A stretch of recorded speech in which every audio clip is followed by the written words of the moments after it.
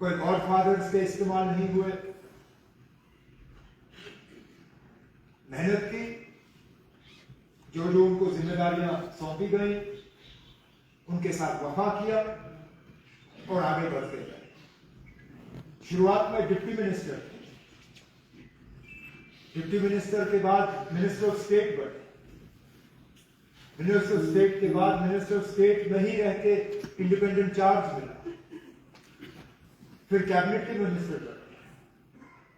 फिर कैबिनेट के मिनिस्टरों में सबसे अहम जो मिनिस्ट्रियां मानी जाती हैं, डिफेंस, फाइनेंस, होम, उनमें तो दो और फॉरेन अफेयर्स, इन चार में से 3 पे उन्होंने काम किया। डिफेंस के मिनिस्टर रहे हैं, होम के मिनिस्टर रहे हैं और फाइनेंस के मिनिस्टर रहे हैं। और उसके बाद इस मुल्क में सबसे बड़ा जो ओहदा है वो सदर का है, president of the Republic of India.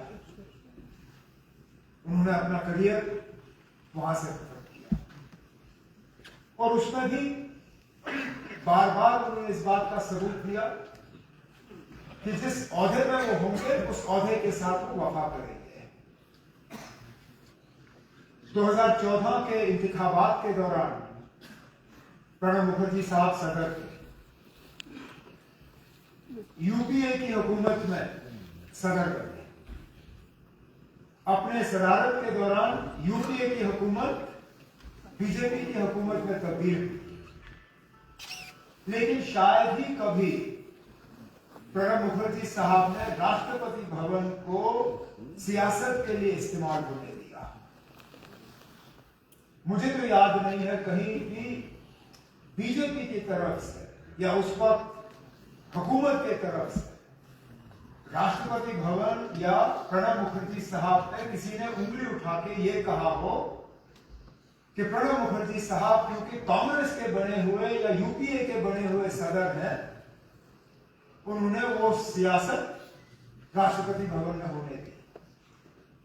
उन्होंने प्रेसिडेंट ऑफ इंडिया के ओहदे को और राष्ट्रपति भवन को सियासत से पूरी तरह से अलग रखा, जो कि आज के दौर में हम बहुत कम लोगों के बारे में कह सकते हैं।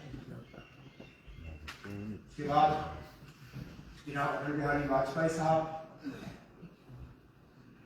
जिनको भारत रत्न से नवाजा गया, इस मुल्क के वजीर आजम रहे 2 बार। मुझे जाती तौर उनके साथ काम करने का मौका मिला। 3 साल MOS के तौर पर मैं उनके साथ रहा।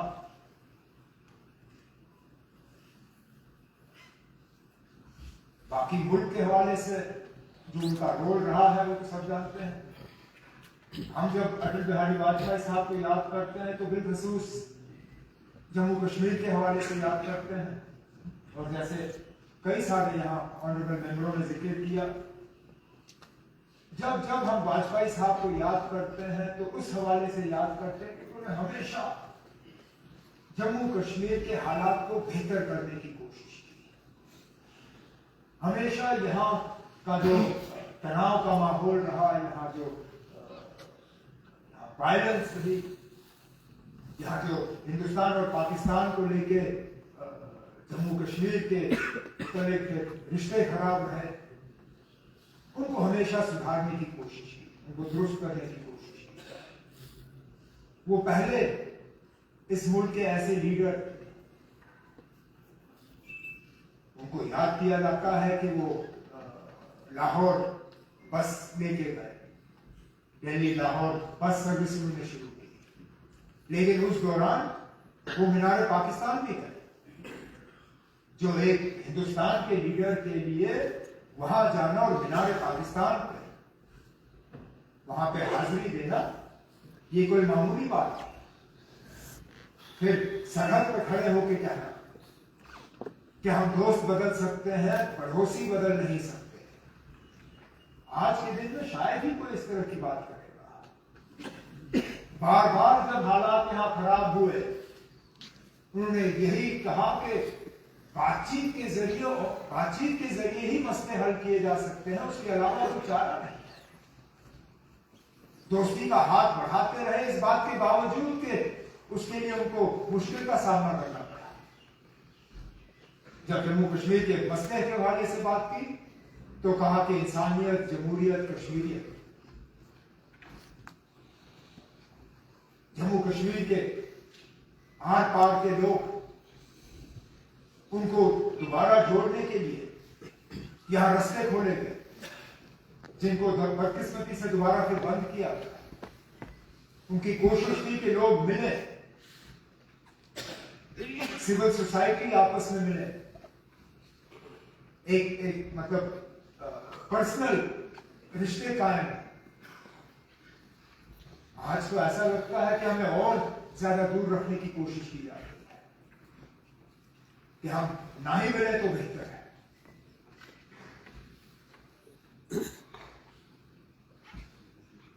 मैं तो मान के चलता हूं कि अगर वाजपेयी साहब के दिखाए हुए रास्ते पे हमने जम्मू कश्मीर के साथ सलूक किया होता तो आज हमारा वो हाल नहीं होता जो हाल है। लेकिन चलिए, वो नहीं रहे, उनका दिखाया हुआ रास्ता याद नहीं रहा। उन्होंने जो नक्शा एक हमें छोड़ के दिया था, उस नक्शे को हमने छोड़ दिया। क्या करें? तारिगामी साहब ने वाजपेयी साहब के बारे में जब जिक्र किया तो असेंबली के रेजोल्यूशन के हवाले से बात की, लेकिन या तो भूल गए बताना या फिर बताना मुनासिब नहीं समझा। ये सही है कि वाजपेयी साहब की हुकूमत ने उस वक्त उस रेजोल्यूशन को वापस भेजा, लेकिन शायद उसके बाद वाजपेयी साहब को इस बात का एहसास भी हुआ कि जल्दबाजी हुई और उन्होंने अपने काबिना के वजीर को फिर नॉमिनेट किया यहां की हुकूमत के साथ इस पर बातचीत और डायलॉग शुरू करने के लिए। मरहूम अरुण जेटली साहब, अगर मेरी याददाश्त सही है, उस वक्त लॉ मिनिस्टर थे और लॉ मिनिस्टर की हैसियत से वाजपेयी साहब ने उन्हें नॉमिनेट किया यहाँ की हुकूमत के साथ एक डायलॉग प्रोसेस उस रेजोल्यूशन को लेके। लेकिन उस वक्त उसके बाद फिर हुकूमत रही नहीं, हालात बदल गए और जो हुआ सो हुआ। लेकिन जम्मू कश्मीर को लेके वाजपेयी साहब के जो इरादे थे उनसे शायद इख्तिलाफ करना हमारे लिए बहुत मुश्किल होगा। सोमनाथ चैटर्जी साहब वो स्पीकर थे जब मैं हाउस का मेंबर था और मुझे अच्छी तरह से वो दिन याद है। न्यूक्लियर बिल को लेके जब लेफ्ट पार्टीज अलायंस छोड़ के चले गए, उस वक्त उनकी अपनी पार्टी के तरफ से बहुत दबाव था उनके ऊपर कि वो स्पीकरी छोड़ के अपनी पार्टी के साथ जुड़ जाए। लेकिन बिल्कुल जैसे तारिगामी साहब ने कहा, मुझे अच्छी तरह से याद है क्योंकि मैं हाउस में मौजूद था। उन्होंने ये कहा मैं सीपीएम का स्पीकर नहीं हूं, मैं लोकसभा का स्पीकर।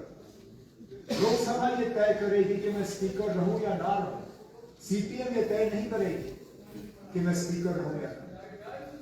और उसके बाद वो दोबारा कभी पार्लियामेंट में आए नहीं, इस बात के बावजूद जैसे हमारे साथी ने हमें याद दिलाया कांग्रेस उनको सीट देने के लिए तैयार थी। कहा था कि आप आइए, जिस भी सीट से आप लड़ना चाहें हम आपको पार्लियामेंट में वापस देखना चाहते हैं।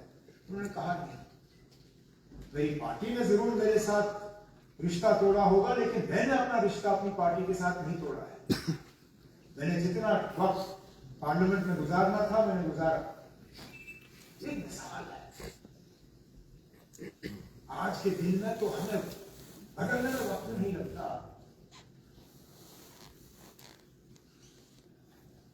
अभी तो इलेक्शन से निकल के आए हैं। हम में से कौन सी ऐसी पार्टी है जिसने आया राम गया राम का सिलसिला नहीं देखा?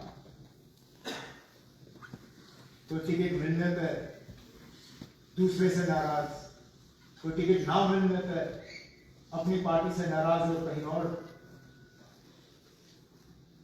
जो है दरवाजे खटखटाने का काम करे। बहुत कम ऐसे सियासतदान हैं सोमनाथ चैटर्जी साहब की तरह, जो अपने असूलों पर कायम है। तो शायद ये हमारे लिए एक सबक है कि आखिरकार सियासत जो है सो है, असूल बहुत जरूरी है।